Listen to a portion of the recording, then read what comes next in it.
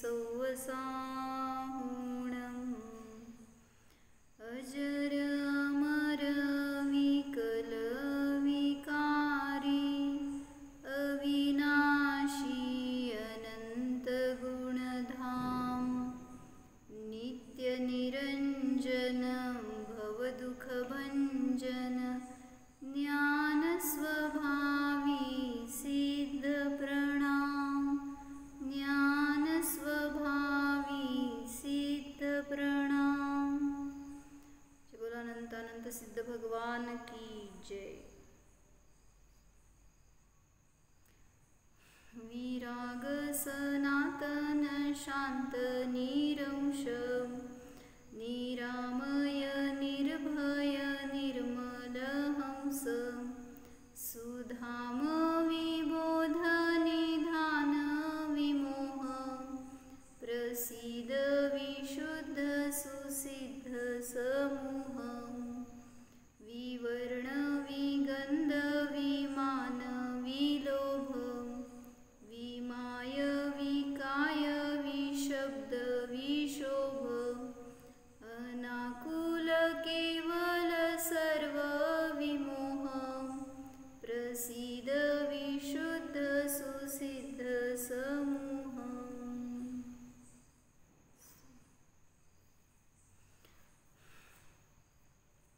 सिद्ध भगवंतांची जयमालेचा शेवटचा छंद बघतोय आपण। काय सांगायला लागले? सिद्धांनी मोहाला का सोडलं? ज्या मोहानी आयुष्यभर आपली साथ दिली किंवा तोच मोह आहे जो भवाभवात आपल्या बरोबर राहिला।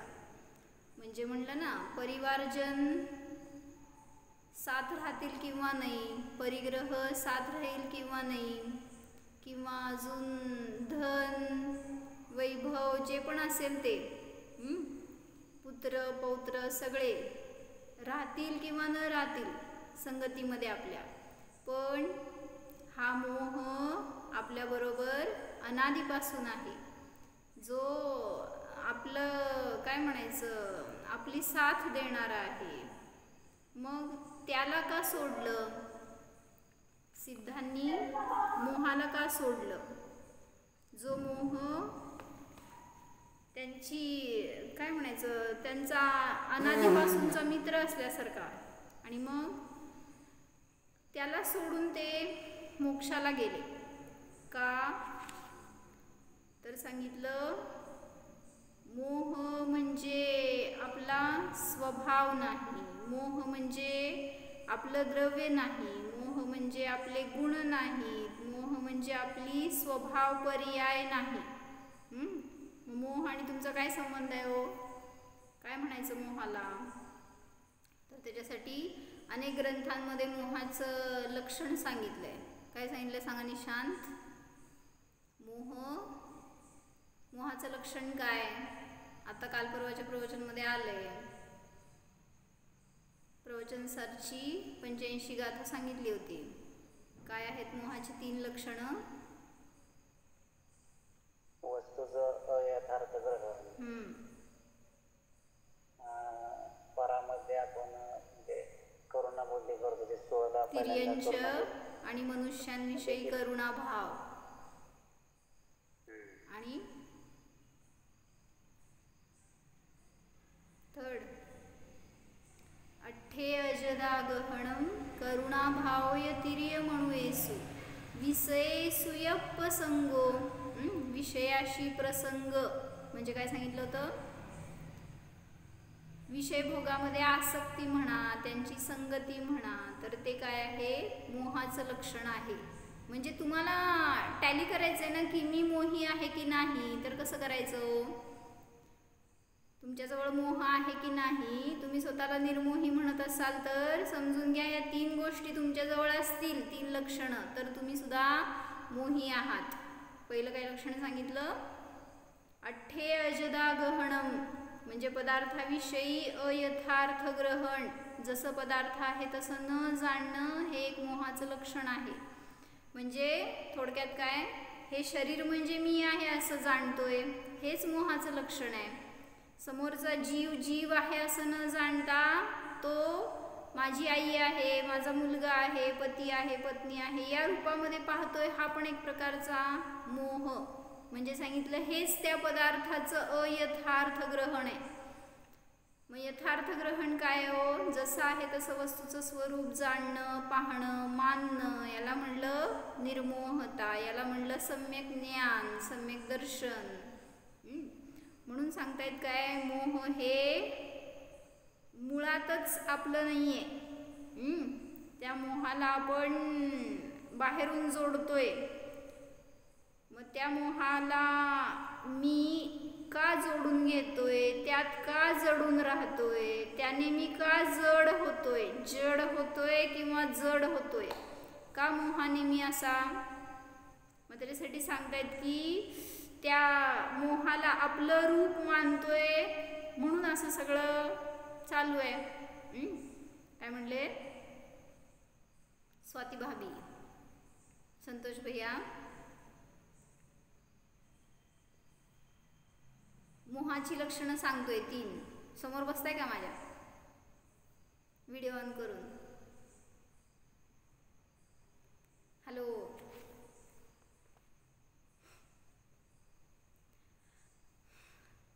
तर माझ्यामध्ये मोह आहे की नाही हे आपल्याला या 3 लक्षणांवरून समजेल. किंवा अनेक ग्रंथांमध्ये अनेक प्रकारांनी मोहाचं वर्णन सांगितलंय. जसं 1, 2, 3 उदाहरण मी काढले, त्यातलं वाचू आपण. काय सांगितलं की मी मोही आहे की नाही. सगळ्यात मोठं लक्षण सांगितलं, तुम्ही आज दुःखी आहात तर समजून घ्या मोहाशिवाय दुःख नसतं, नाही नसणार. जिथं मोह आहे तिथंच दुःख आहे, व्याप्तीच आहे तशी. निर्मोही आहे तो सुखी आहे. म्हणून सांगतायत की मी दुःखी आहे तर समजून घ्या मी मोही आहेच. मग त्या मोहाचा नाश करायचा आहे तर त्याच्यासाठी वस्तूला यथार्थ ग्रहण करा. म्हणजे माझं रूप काय आहे हे समजून घ्या तर मोह नष्ट होणार. मग सिद्धांनी जाणलंय ना स्वतःचं यथार्थ रूप त्यांना दिसलं, पाहिलं, मानलं, जाणलं आणि त्या रूप झाले ते. त्यामुळं त्यांच्या मोहाचा नाश झाला. दुसरं सांगितलं, त्यांना आता कोणाविषयी करुणा भाव नाही राहिला. म्हणजे ते निर्दयी झाले का हो? सिद्ध आता तुमच्याकडं पाहत नाही, तुमचं काय बघणार नाही, तुम्हाला काय सांगणार नाहीत, काहीच नाही. मग सिद्ध निर्दयी झाले का? कसे आहेत सिद्ध? निर्मोहता वेगळी आणि निर्दयता वेगळी. त्यामुळं त्यांच्यामध्ये तर अपार करुणा आहे असं सांगितलं अरिहंतांमध्ये. आणि त्या करुणा भावाचंच ते लक्षण की त्यांनी सगळ्यांना समान जाणून दिव्यध्वनी खिरली त्यांची. सगळ्यांच्या विषयी उत्कृष्ट संक्लेश परिणामाचं फळ होतं की तीर्थंकर पदवीचा बंद झाला आणि तो उदय झाला असताना सगळ्यांना समरूपाने दिव्यध्वनीचा लाभ मिळतो. म्हणून काय सांगत होते की सिद्धांमध्ये करुणाभाव राहिला नाही, जेणेकरून की ते मोही होतील. मग तिर्यंच आणि मनुष्यांविषयी करुणाभाव असणारा जीव मोही असतो, तेच मोहाचं लक्षण आहे. आणि आता तिथं त्यांना असा मोह राहिलेला नाही सिद्धांना. आणि तिसरं लक्षण काय सांगितलं? विषय सुयप्प संगो. आता कुठले विषय आहे तो सिद्धांजवळ? सगळ्या विषयांचा सर्वथा त्याग झालाय. त्यामुळे तिथं त्या विषय भोगांच्या विषयी सुद्धा आता आसक्ती नाही, मोह नाही. आणि ते विषय भोगणार कोण? इंद्रिया सुद्धा नाही आहेत, शरीर नाही आहे. तर त्या विषयांशी प्रसंग म्हणजे काय, नजदीकता, ते विषय माझे, ते मला हवेत, काहीच राहिलं नाही. म्हणून सांगितलं त्यांच्या मोहाचा समूळ नाश झालेला आहे आणि ते अनंत सुखाला प्राप्त झालेले आहेत. तर जर मला मोह झाला तर मी काय करावं? किंवा पहिल्यांदा काय सांगायचं की सिद्ध कसे आहे, तो सिद्धांचं रूप कसं आहे तसं माझं रूप आहे हे सांगायला लागलेत ना. मग त्याची जाणीव व्हायला पाहिजे आपल्याला, त्याशिवाय समजणार नाही. म्हणून त्यांनी सुख यामध्ये 2 नंबरचा श्लोक घेतलाय, त्याच्यामध्ये हेच वर्णन केलंय मी श्लोक म्हणते, तुम्हाला अर्थ समजण्यासारखा आहे. यादृक् सिद्धात्मनो रूपम तादृक् रूपम निजात्मनः. यादृक् म्हणजे ज्याप्रमाणे, सिद्धात्मनः रूपम ज्या प्रकारचं सिद्धात्म्याचं रूप आहे, तादृक् रूपम निजात्मनः म्हणजे काय हो, जसं सिद्धांचं रूप आहे तसं माझं रूप आहे, निज आत्म्याचं रूप आहे. मग काय म्हणतायत, भ्रांत्या क्लिष्टस्तु संसारे. हा जीव काय करतोय, भ्रांतीने क्लिष्ट होऊन संसारामध्ये फिरतोय. भ्रम से क्लेश को प्राप्त हुआ है. भ्रांत्या क्लिष्टस्तु संसारे, या संसारामध्ये भ्रांतीनेच संक्लिष्ट होतोय. श्याम स्वस्मै स्वे सुखी स्वयं. म्हणून जर तुला सुख पाहिजे असेल तर स्वतःच्या आधाराने अपने में अपने लिए स्वयं सुखी होऊं. मैं अपने में अपने लिए स्वयं सुखी होऊं असं सांगतोय. काय म्हणले, यादृक् सिद्धात्मनो रूपम तादृक् रूपम निजात्मनः. भ्रांत्या क्लिष्टस्तु संसारे श्याम स्वस्मै स्वे सुखी स्वयं. जैसा स्वरूप सिद्धात्मा का है, शक्ति की अपेक्षा से वैसा स्वरूप निज आत्मा का है. परंतु संसार में भ्रम से क्लेश को प्राप्त हुआ, अब भ्रम रहित होता हुआ मैं अपने में अपने लिए स्वयं सुखी होऊं. काय समजलं? आहे तर तू स्वभावाने सिद्धांसारखाच, पण भ्रम म्हणजेच एक प्रकारचा मोह म्हणा, विपरीतता म्हणा ज्ञानातली. त्याच्या निमित्तात हा जीव संसारामध्ये अडकून पडलाय, संसारात संक्लिष्ट होतोय, तिथले दुःख भोगतोय. म्हणून आता जर दुःख नको असेल तर भ्रमरहित होऊन स्वतःला जसं आहे तसं जाण आणि स्वयं सुखी हो. मग इथे त्यांनी त्याच्यासाठी खुलासा करून सांगतायत, मुमुक्षु प्राणियों को विचार करना चाहिए कि जैसा सिद्ध प्रभु का स्वरूप है वही मेरा है, जैसा मेरा स्वरूप है वही सिद्ध प्रभु का है. स्वयं के स्वभाव को लिए हुए सत्ता वाला वही मैं हूँ. जसं मुमुक्षु म्हणजे कोण, ज्याला मोक्षाला जाण्याची इच्छा आहे तो मी आहे का असं पडताळा. मुमुक्षु जीव सिद्धांत समान आहे आणि सिद्ध त्या जीवा समान आहेत. स्वयं के स्वभाव को लिए हुए सत्ता वाला वही मैं हूँ. जैसे गरम जल व ठंडा जल, इन दोनों प्रकार के पानी का स्वभाव कैसा है. जरी ते गरम असेल किंवा थंड असेल, पाणीचा स्वभाव कसा असतो, पाणी हे स्वभावानेच थंड असतं सांगितलं. उसी प्रकार जैसा स्वभाव सिद्धों का है वैसा ही मेरा है.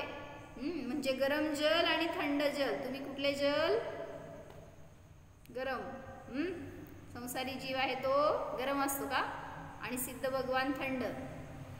तर हा पाण्याचा स्वभाव सांगते, जीवाचा नाही. हे दोन्ही पाणी भलेही पर्यायामध्ये त्यांच्या ठिकाणी दोन भेद दिसतील, पण तरी सुद्धा त्यांचा स्वभाव थंडच आहे. कशावरून, गरम पाणी कसं काय थंड म्हणताय,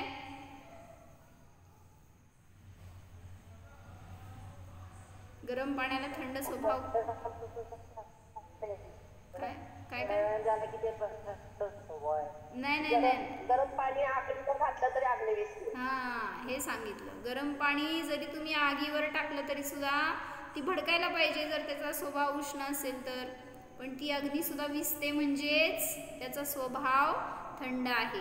पर्याय भलेही बहिरंगामध्ये तुम्हाला गरम दिसेल, पण तरी सुद्धा स्वभाव थंड आहे. उसी प्रकार जैसा स्वभाव सिद्धों का है वही मेरा है.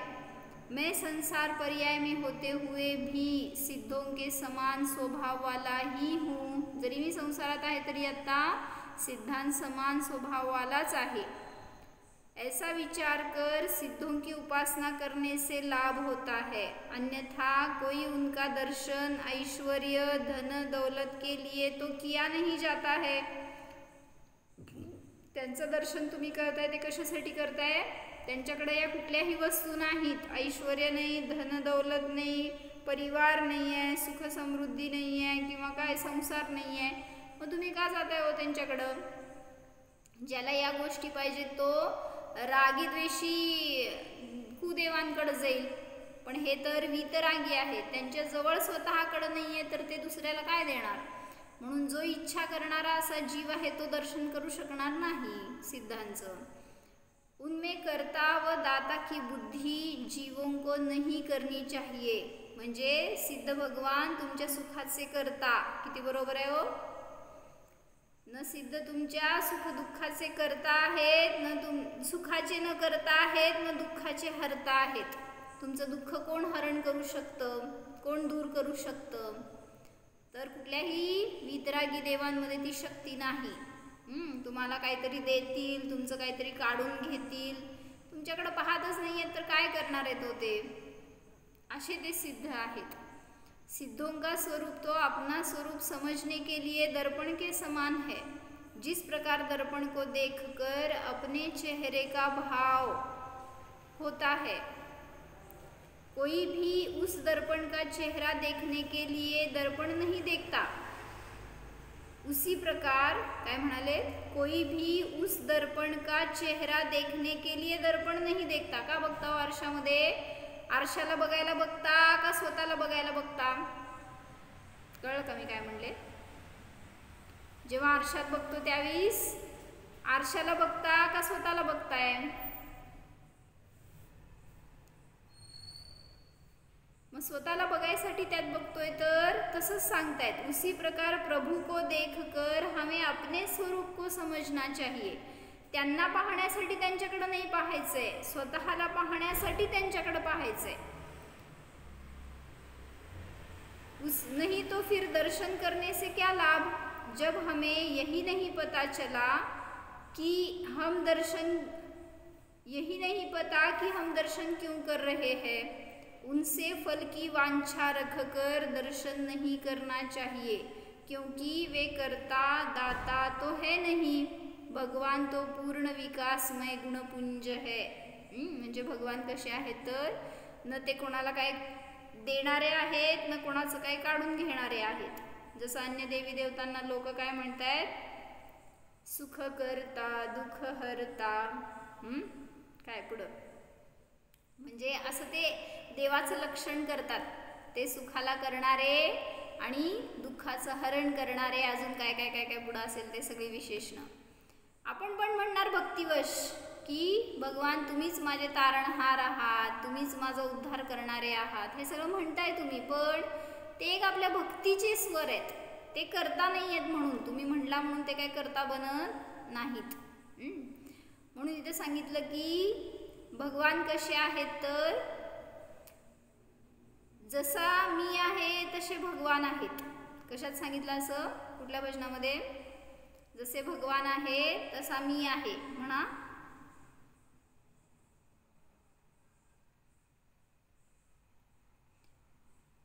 स्नेहा, जो मैं हूँ वह है भगवान। पुढं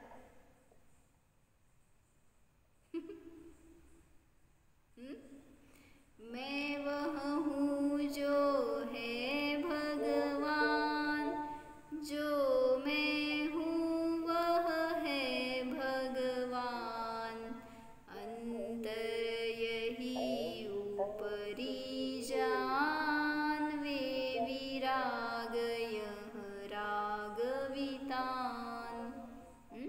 काय सांगाले? मैं वह हूँ जो है भगवान, जो मैं हूँ वह है भगवान। मग काय अंतर आहे हो दोघांच्यात?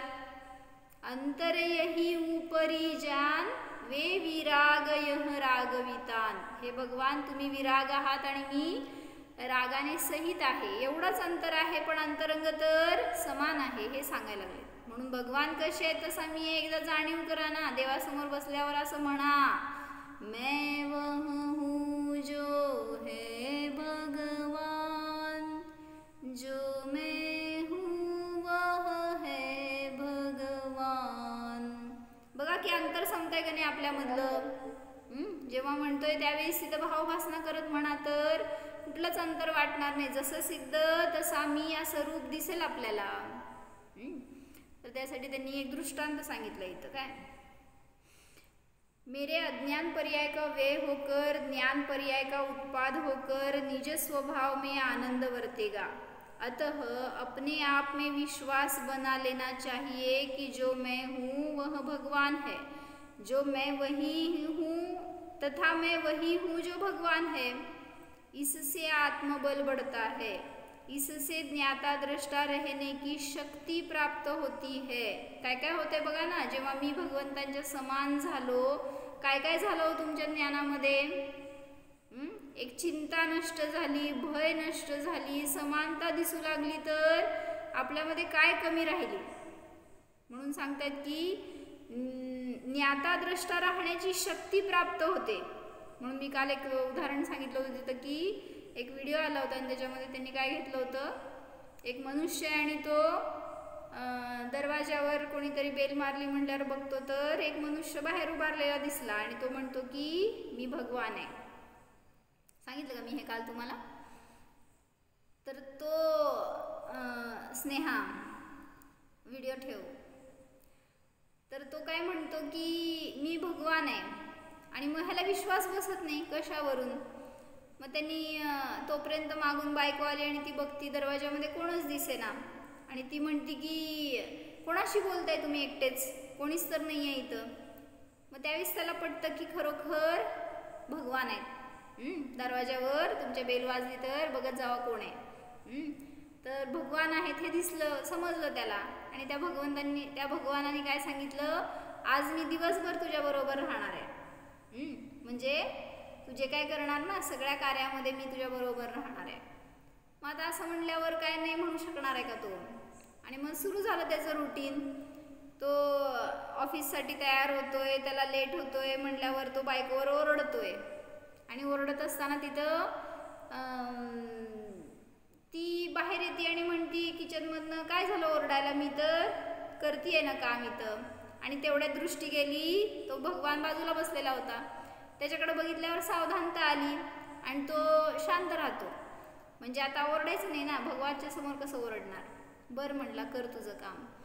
आणि मग जेवला खाल्ला, गेला ऑफिसमध्ये तर एक मनुष्य त्याच्याकडे आला होता रिश्वत घेऊन त्याचं काम करण्यासाठी म्हणून. आणि आता तो मनुष्य समोर येऊन म्हणतोय, त्याची फाईल ठेवली, त्याच्यावर पैसे ठेवले आणि सांगितले की माझ्याकडे सध्या तर एवढेच पैसे आहेत, तुम्ही मला एवढ्यामध्ये काम करून द्या, माझी मदत करा, मला फार अडचण आहे, असं तो सगळं सांगतोय व्यथा. आणि त्याच्याकडनं ते पैसे घेत असताना पुन्हा समोर भगवान ऑफिसमध्ये पण बसलेच होते त्याच्याजवळ. आणि मग त्यांनी बघितलं भगवानकडं आणि आता पैसे घ्यायला नको वाटायला लागले ना. ते भगवान बघायला म्हटल्यावर पैसे घ्यायचं म्हणजे पाप असतं. काय स्नेहा, दुकानात बसल्यावर पैसे कुठून घ्यायचे, वरून का खालून. 1 नंबर वरून 2 नंबर खालून ना, का हातून बाहेरून. ते भगवान समोर दिसलेत म्हटल्यावर त्याला ते पैसे घ्यायला नको वाटायला लागलं. आणि त्यांनी थोडा विचार केला आणि सांगितलं, मला तुझा पैसा नको, मी तुला काम करून देतो, कारण मला माझ्या कामाचे पैसे वरून मिळतात, त्यामुळं मला काय असलं धन नको. आणि मग तो माणूस चाट पडला. म्हणला, कालपर्यंत तुम्ही मला किती मोठी रक्कम मागत होता आणि आज असं कसं म्हणताय.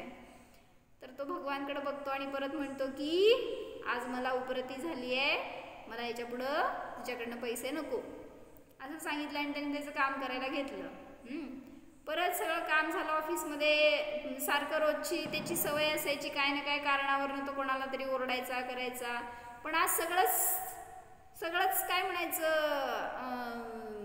रेस्ट्रिक्टेड झालं ना. समोर भगवान आहे म्हटल्यावर काय करणार हो, कोणाला ओरडणार, कोणाला बघणार, चिडणार, क्रोध करणार, काहीच नाही. सगळ्याला आळा बसला होता आणि सगळ्यांनाच ते खटकत होतं. जवळपास असणारे सगळे बघतायत की हा असं कसं वागतोय आज. आणि घरी गेल्यावर पुन्हा काय झालं, बायकोनी जेवायला दिलं तर जेवत असताना थँक्यू म्हटला बायकोला. आणि बायको म्हणजे काय, संदेश थँक्यू म्हणतात काय स्नेहा जेवायला दिल्यावर. आणि तिला कळे नाही थँक्यू का म्हणायला लागले तुम्हाला, आज काय झालं नक्की. आणि झालं सगळं झाल्यावर झोपायला गेला तर त्याला झोप रोज येत नसती, त्यामुळं तो सिडेटिव्स घेत होता, झोपेच्या गोळ्या घेत होता. आणि आज तो गोळी काढतोय तर भगवान समोर आले आणि म्हणले आज तुला गोळी घ्यायची काही गरज नाही आहे, तू असाच झोपशील. मग बरं म्हणला तो. आणि तो स्वतः पण म्हणला भगवानला की म्हणला आज मला काहीतरी वेगळा अनुभव येतोय, असं वाटतंय की मी रिफ्रेश झालोय, असं काहीतरी वाटतंय की माझं भार कमी झालाय, असं वाटतंय की मी सगळ्या पापातून मुक्त झालोय, असं मला जरा असं वाटायला लागलंय, असं तो म्हणतो भगवानाला. आणि झोपतो. झोपल्यावर बायको आली उठवायला. म्हणजे आता झाली झोप त्याची बरं का. आणि मग बायको आली आणि म्हणती, ओरडती की सकाळ झाली, उठा, ऑफिसला जायचं नाही आहे का तुम्हाला. आणि मग तो डोळे उघडून बघतो तर त्याला कळलं हे सगळं स्वप्न होतं. तुमच्या स्वप्नात कधी भगवान येतात का हो? त्याच्या स्वप्नात आले होते. घेत जावा. आपण कोणाला तरी इकडच्या तिकडच्या वैरीला आणि शत्रूला आणि मित्राला आणि कोणाला तरी घेतो स्वप्नात, त्यापेक्षा एकदा भगवानांना धरा, एकदा गुरूंना धरा, एकदा स्वतःला गुरु बघा. म्हणजे काय म्हणायचं, मुनी अवस्थेमध्ये मी पण मुनी होणार या रूपामध्ये बघा ना स्वतःला. तर तो उठला आणि म्हणतो की त्याचं असं चेहरा वेगळा बघितल्यावरती म्हणती काय झालं, काय स्वप्न पडलं होतं का. मग तो म्हणतो काय नाही, तुला मी फार ओरडून बोलतो, तुझ्याशी मी फार रूडली वागतो, म्हणून तुला मी सॉरी म्हणायसाठी वाट बघतोय, म्हणून सॉरी म्हणला तो तिला. मग आता परत ही आश्चर्यचकित म्हणली यांचं काय झालंय नक्की आज. एकदा सॉरी म्हणते, एकदा थँक्यू म्हणते. थँक्यू स्वप्नात म्हणला होता, पण आता सॉरी म्हणतोय ते रिअल म्हणतोय. कधी म्हणलेत का भैया सॉरी तुला? कुठल्या बायकोला कुठल्या नवऱ्याने सॉरी म्हणले हो? निशांत, विशाल, संतोष भैया कधी म्हटलंय का बायकोला सॉरी? म्हणत जावा कधीतरी, बायको खुश होणार, सगळं खाऊ घालेल दुसऱ्या दिवशी पंचपक्वान्न. तर त्यावेळेस तो सॉरी म्हणला की ती परत आश्चर्यचकित झाली आणि काय म्हणली असं काय चाललंय तुम्हाला, काय स्वप्नात देव बिव आले होते का तुमच्या? असं म्हणलं की तो काय थोडी हो म्हणून सांगणार आहे, कारण माहिती आहे मी सांगितलं तर कोणाचा विश्वास बसणार नाही आहे आणि मलाच वेड्यात काढतील लोक. म्हटल्यावर त्यांनी विषय बदलला आणि तो निघून गेला. म्हणजे त्यातून त्यांना मॉरल काय सांगायचं होतं, आपल्याबरोबर पण सतत सिद्ध आहेत, सिद्ध मला पाहता आहेत, असं जर असं जाणीव ठेवा ना. जाऊ ते पाहतायत म्हणत असं ना, तिथे आहेत असं वाटेल तुम्हाला. माझ्या बरोबर आहेत सतत. काय म्हटलं ते मागं, फोकस टाकलंय ते तुमच्यावरच आहे, केवळ ज्ञानाचा फोकस. असा विचार करून करा ना आता दिवसभरातल्या ॲक्टिव्हिटीज. बघा तुमच्याकडनं पाप घडतंय का. इतकं डेअर करू शकाल का, जेव्हा देव माझ्याकडे पाहतायत तर मी पाप करू शकतो का. आणि मग सगळ्या पापातनं मुक्त होण्याचा तो उपाय आहे एक आपल्यासाठी. जर देव मला बघतायत तर मी पाप करू शकणार नाहीच. म्हणून सांगितलं इथं की जेव्हा दर्शन करतोय त्यावेळेस हे भाव करा, ते भगवान आहेत नाही मी भगवान आहे असं ते सांगतायत मला, तर मी सुद्धा सिद्ध आहे, प्रभू आहे असं आपण जाणलं असताना आपलं बल वाढणार आहे, आपल्यामध्ये ज्ञाताद्रष्टा राहण्याची शक्ती येणार आहे, आपल्या चिंता दूर होणार आहेत. जसं एक उदाहरण त्यांनी दिलं, एक क्षत्रिय बालक होता. एक फोटो काढायचा नुसते हे दिसलं पाहिजे. ओ बसा, राहू दे, चालतंय समोर. मंगल काकी तुमचा फोटो दिसला तर चालतंय. नका आपण कसं पण अवतार वगैरे असतं, अवतार कशाला बसायचं मग, शास्त्रासमोर बसायला छान बसा की. म्हणूनच जरा चालू ठेवत जावा, सगळ्यांचे अवतार पण कळते. देवाने कुठल्या अवतारात पाठवलंय आपल्याला.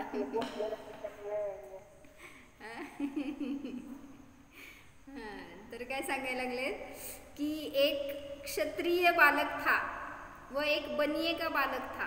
बनिया म्हणजे काय म्हणायचं, किराणावाला ना. बनिया म्हणजे काय, किराणावाला. एक क्षत्रिय बालक था और एक बनिये का बालक था. बनिये का बालक धष्टपुष्ट था, क्षत्रिय का बालक कमजोर था. संदेश भाई आहेत काय, आहेत ना, ऐका म्हणा गोष्ट. क्षत्रिय कसा होता हो,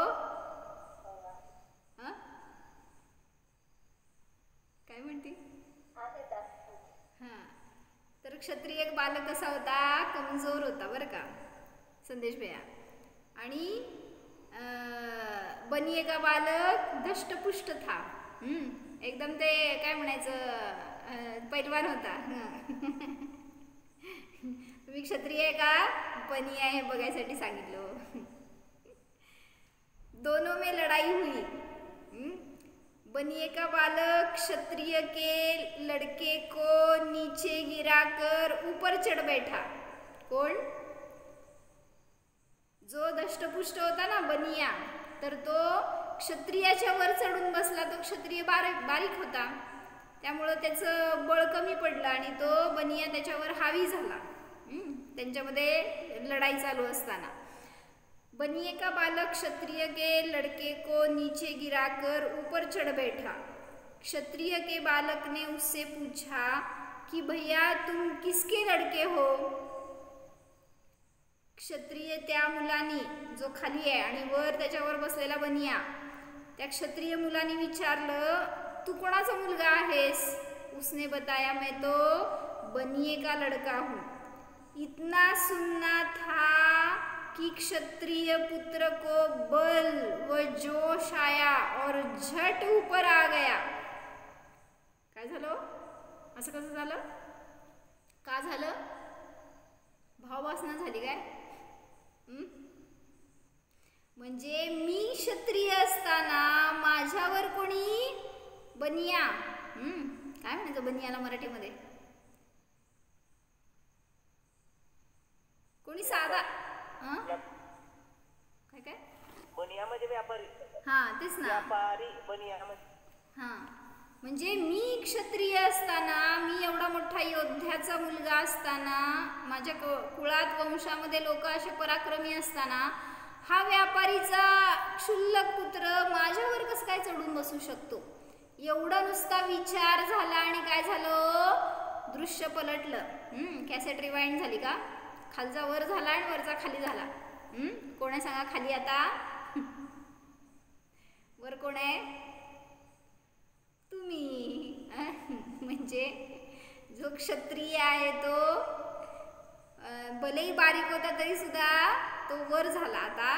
का? कारण त्याला अनुभूती झाली ना की मी तर शूरवीर आहे, पराक्रमी आहे आणि हा तर साधा बनिया आहे. त्यामुळं तिथं ज्या समयाला भावभासना होणार त्या समयाला आपल्यामध्ये बळ प्रगट होतं हे सांगायचं आहे. सो भैया अपना स्वरूप सिद्धों के स्वरूप के समान समझने से आत्मबल बढ़ता है और एक विशेष प्रकार का आनंद प्राप्त होता है. म्हणून हे छान आहे. ह्याचं काय सुखयाहाचं एक कडवं आहे ना हे, तर हे छान आहे. ह्याच्यावर जर असं चिंतन करा. कसं आहे सिद्धांचं स्वरूप, जसं आहे तसं माझ्या आत्म्याचं स्वरूप आहे आणि मी भ्रांतीनेच संसारामध्ये फिरतोय. म्हणून त्यांनी एक आत्मानुशासनमध्ये एक श्लोक घेतलाय ज्याच्यामध्ये त्यांनी सांगितलंय की आपण कोण आहे हो? संसारामध्ये असणारा जीव मोही आहे आणि जो सिद्धशिलेवर विराजमान आहे तो जीव निर्मोह आहे. मग मोहरूपी अग्नीमध्ये जळणारा तो जीव कसा आहे किंवा त्याची ती मोहरूपी अग्नी कशी आहे ह्याच्यासाठी त्यांनी 56 नंबरचा श्लोक घेतला आत्मानुशासनमध्ये. बघून उद्या टॅली करा, नाहीतर जवळ असेल तर घेऊन बसा. काय सांगायला लागले? जिन्हें मनवांछित विषयों की प्राप्ति नहीं होती वे दुख भोगते हैं, यह बात तो ठीक है, परंतु जिन इंद्र चक्रवर्ती आदि को परिपूर्ण मनोवांछित विषय मिले हैं. छान घेतले बरं का प्रश्न. काय कळलं का? ज्याला आपल्या अपेक्षित वस्तू नाही मिळाल्या त्याला तर दुःखरूपी अग्नीत जळतोय तो, म्हणजे त्याला दुःख होते. पण ज्यांना इष्ट वस्तू मिळाल्यात, फॉर एक्झाम्पल चक्रवर्ती वगैरे, इंद्र चक्रवर्ती आदि, त्यांना सगळे मनोवांछित विषय मिळालेत. उनका क्लेश तो शांत हो जाएगा ना, म्हणजे त्यांना क्लेश नसणारच असं म्हणा. काय प्रश्न कळलं सांगा? ऐकला का प्रश्न? काय कळलं? विशाल भैया बोला. चक्रवर्ती हे सगळं सैन्य संपदा आहे, पण तरी पण त्यांना हे नाही आहे. तू उत्तर द्यायला लागली, मी प्रश्न काय विचारले ते सांग. प्रश्न आहे, प्रश्न काय आहे? ज्यांच्याजवळ वस्तू नाहीये ते तर दुःखी दिसतील, पण ज्यांच्याजवळ सगळं मिळालंय त्यांना बाय बर्थ, म्हणजे चक्रवर्तीकडे असं पुण्य आहे त्याचं की त्याला जन्मापासून सगळ्या वैभवाची प्राप्ती आहे, मग तो जीव तर दुःखी नसेल, त्याला क्लेश नसतील, तो जळत नसेल, काय म्हणायचं, तो तर शांत असेल, असं शंका करायची शंका आहे. तुम्ही कसे आहे, तो शांत आहेत का? शांत आहेत कसे? अशांत आहे का? आता माहेरी जाऊन अशांत झाल्यावर कसं व्हायचं? माहेरी लोक शांत असतात म्हणे, होणच नाही माहित नाही, बघावं लागेल. तर सांगतायत काय, म्हणजे ते भोगतच नाहीत. नाही, चक्रवर्ती भोगतेच कुठं असून सगळं भोगते, नाही तर उगाच उगाच पोरं देतोय 60,000. ते म्हणला चक्रवर्ती हे माझंच पोर आहेत, मी काय कुठली भाड्याची आणलेली नाही आहे. सगळ्या विषय भोगाचं भोग घेतो, तो सगळ्यामध्ये राहतो, नियोग असतो त्याला, ते भोगावंच लागतं. एवढ्या राण्यांशी विवाह करावाच लागतो, सगळं 6 खंडाचं आधिपत्य घ्यावंच लागतं, तर ते चक्रवर्ती पद त्याच्याजवळ राहतं. बरं ठीक आहे, काय सांगायला लागले की पण तरी विरक्त असते, भोगून पण विरक्त असते. म्हणजे भोगतात का नाही हे मी विचारते. भोगतात ना? हो म्हणा. तर त्यांना प्रश्न विचारायला लागलेत की त्या चक्रवर्तीला ते मनोवांछित विषय मिळाले तर त्याला क्लेश नसेल, संसारामध्ये ज्याच्याकडे नसेल त्यांना क्लेश असेल, आम्ही मान्य करतो, पण जर चक्रवर्तीकडे सगळं वैभव आहे तर त्याला क्लेश न हो, असं प्रश्न विचारला. आणि मग त्याच्यामध्ये त्यांनी उत्तर दिले, छान दिलेत बरं का उत्तर. सांगू शकताय का हो? चक्रवर्तीकडे सगळं असताना सुद्धा क्लेश का? सांगा बघू. तुम्ही सगळे चक्रवर्ती आहेत माझ्यासमोर, चक्रवर्तीचे संतान, वंशज. संक्लेशी आहात की शांत आहात? संक्लेश असतो म्हणजे समाधान होतच नाही, म्हणजे अग्नी वाढतच जातो, तृषाग्नी, म्हणजे तृष्णा वाढतच जाते ना, त्यामुळं अशांत असते. अनुभव सांगताय काय? Self experience. चक्रवर्ती पदात ना खाली आलाय दिसते भोगून. तर इथं त्यांनी काय सांगितलंय, काव्य घेतलंय एक छान. नाहीतर तुम्ही बघा आज आत्मानुशासनचं कितवं श्लोक आहे स्नेहा? 56 नंबरचा श्लोक आहे. आज बघा आणि मला उद्या उत्तर द्या. आज वेळ संपली आहे तुमची, मी फक्त एक काव्य ते म्हणते, छान आहे. अग्नि प्रज्वलित होती बुझती, इंधन का हो योग वियोग, किंतु तीव्र मोहाग्नि सदा जलती, चाहे संयोग वियोग. छान आहे, म्हणजे ते म्हटलं तरी पण त्यातनं सगळा भाव कळतो. अग्नि प्रज्वलित होती बुझती, इंधन का हो योग वियोग, किंतु तीव्र मोहाग्नि सदा जलती, चाहे संयोग वियोग. काय कळलं? उद्या बघू आपण ते. आज तुम्ही ते शास्त्र बघून घ्या, त्याच्यामध्ये छान विस्तार केलाय थोडंसं. आत्मानुशासन असेल तर, नाहीतर मिळवा कुठं असेल तिथून, आणि त्यातनं 56 नंबरचा श्लोक बघा, त्याच्यावर आपण उद्या चिंतन घेऊ. हो, जाणा हा मी मोहापासून अस्पर्शी शुद्ध जीव आहे. सिद्ध भगवान निर्मोह आहेत. हा मी शुद्धात्मा देखील मोहरहितच आहे, निर्मोहच आहे.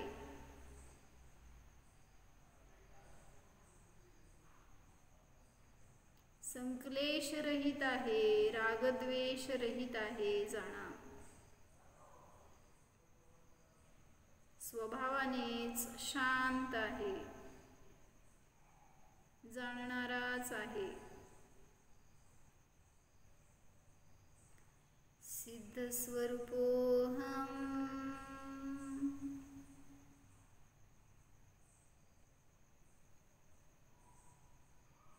संक्लेशरहितोऽहम्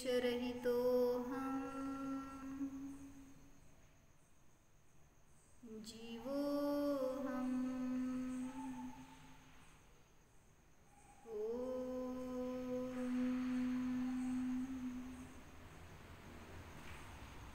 विसर्जन।